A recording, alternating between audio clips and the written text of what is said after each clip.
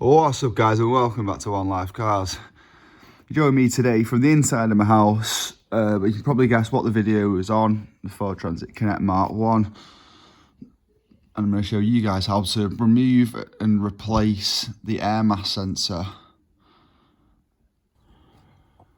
Right, so today's video is a dead simple one. It's not really one which requires much tuition, but there's another bit to it. So the air mass sensor itself, that twists and pops out. You can literally do it with your fingers. You can pop the connection off and twist and pop it out. It's on the pipe going into the airbox as you open the bonnet. But I'm also going to show you how to remove the sensor, give it a quick clean, and the actual housing itself more so. So this is more for if you need to change the whole housing unit, not just the sensor. If you're just changing the sensor, it pops out bad, and I'm not going to waste your time trying to make it into a big video. But for the whole housing unit, you need the airbox off. So the first thing you've got to do is get outside, get that bonnet open and get your airbox out. If you don't already know how to do this, there'll be a link at the top right side of your screen about now. And if not, it'll be in the description, or if you can't find it, if you're using a phone or something. For those of you who watch these videos on phones, the links, the pop-up links at the top don't come up, but I do put them on there. But yeah, so follow the link. Get the airbox out, get to the stage where you got your whole airbox in your hand and the air filter out, and then meet me in my kitchen and we'll go through the rest. Alright guys, you should end up with a similar situation to me. You might not have that little bit of pipe and you might have disconnected it there, but most likely you'll end up with this. The box itself, and like I said before, this is the sensor that I was on about. So if you literally grab the sensor, if you've not got the strongest grip, you can put a pair of pliers lightly around it with some cloth around so you don't damage it, but be gentle if you do that, you don't just squeeze and snap the sensor. So, 2 fingers, unscrew it like you're unscrewing a bolt, anti-clockwise. It's a bit stiff. It's quite stiff, that, as you can see. Turns and pops straight out. And this, guys, is your air mass sensor. Straight away, this looks rough. You can see the soot build up on it. Look at the other side. So that's the colour it sort of should be. Try to avoid touching it with your fingers if you can. To clean them, I've actually wrongly misinformed on these on another video. So to clean them, you don't want to put any grease products on them. You can use dewatering fluid, electrical contact spray, anything like that evaporates and clears dry. But you don't want to use an oil-based product, anything that will leave a residue like WD-40, something like that, because it will leave a residue of oil on the sensor bit itself, on the pickup point, which just basically encourages more dirt to stick to it. So clean it with something dry that doesn't leave any residue. You could even just get a dry tissue and give it a good wipe down, just get the worst of the soot off it, just so it can read well. This basically reads the air passing past it, the consistency and the volume of air that goes through, and then the ECU decides how much to make the mixture just right. So it's quite an important part. If these aren't right, they mess with your mixture settings in your ECU and it just will not run right. Believe me, if you've got idling problems, things like that too, it's always worth changing these, or at least giving it a clean. They're not that dear to buy. So that's the sensor itself. As for the housing, to get that off, you'll notice too that when the sensor's in it, it fouls this bolt. So you need the sensor out and out of the way, and then you can get to these 2 Torx bolts. There's one there and one there. And they are.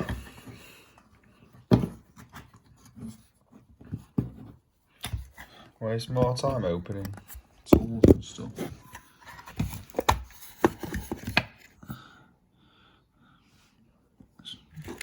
I'll have a look at a T20, is it? That's a 20, isn't it? Is it 25? It's 25. Yeah, that's right. So it's a T25 Torx bit. I'll put this in the order.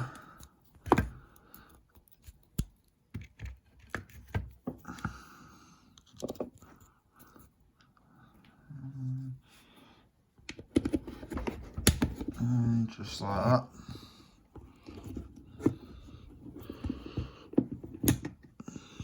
You get the idea though.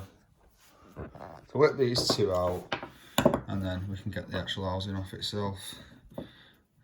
I don't normally waste your time, guys, doing bolts, but I'm going to in this video.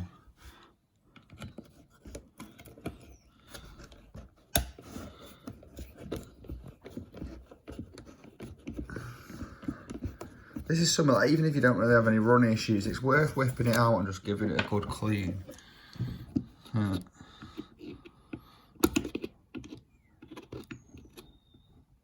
Because it can just make it run that little bit sweeter, and it's good for emissions too, economy. I definitely recommend I do it on all the vehicles I get my hands on, whether or not it's running good or bad, regardless. Right, so now might be a twist off situation. I think it's just a nice sealed unit. Yeah, it's just a case of pulling it out the hole like that, and then just pulling the bit of rubber pipe off this. And you might have a Jubilee clip or something around there where my fingers are, or not if it's like mine. And here we have it. This is your air mass flow sensor housing.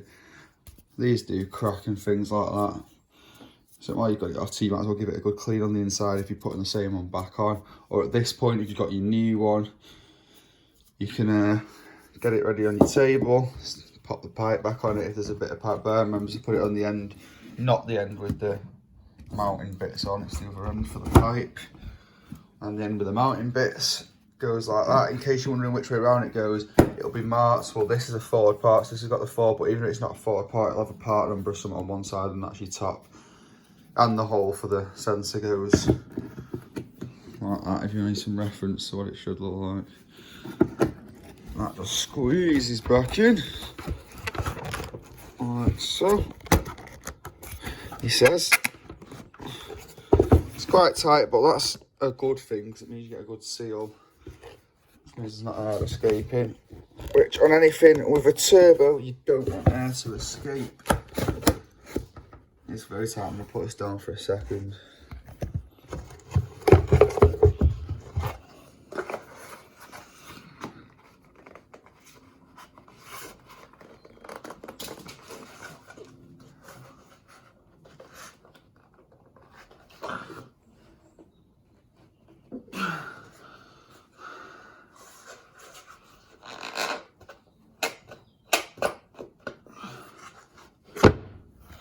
That was extremely tight.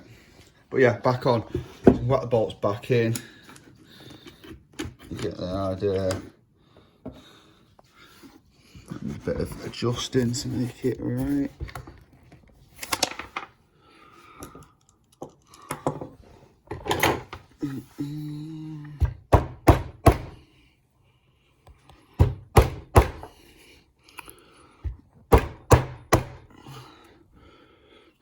Like that, you go too far with the bolts.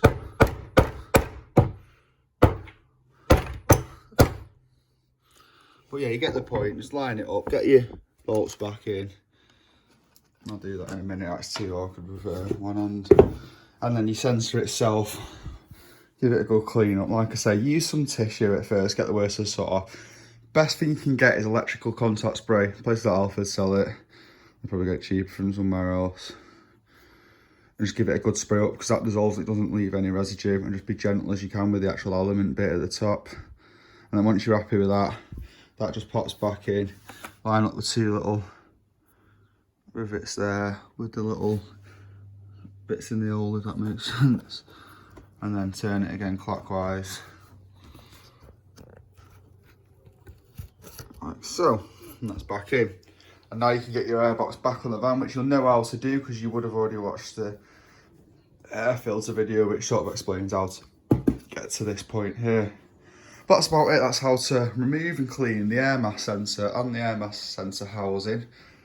I hope you found this video useful, guys. If you did, my name's Sam Clark. You're watching One Life Car, so please hit that subscribe button. Give it a like if you did like it. And until next time, guys, peace. That's it for today's video, guys. If you've got any requests or anything you'd like to see on the Ford Transit Connect van, let me know in the comments below, because I'm not going to have this van forever. So if you want to see a particular job, let me know now. I'll get that done for you as soon as possible. other than that, guys, I hope you enjoyed today's video, and until next time, peace.